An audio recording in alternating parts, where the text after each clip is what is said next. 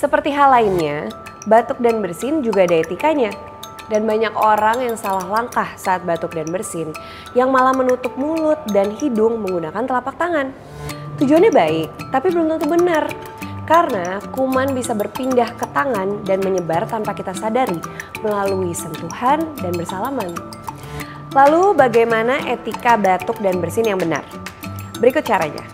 Tutup mulut dan hidung menggunakan tisu atau lengan baju saat batuk dan bersin. Setelah itu, pastikan tisu yang sudah digunakan dibuang ke tempat sampah.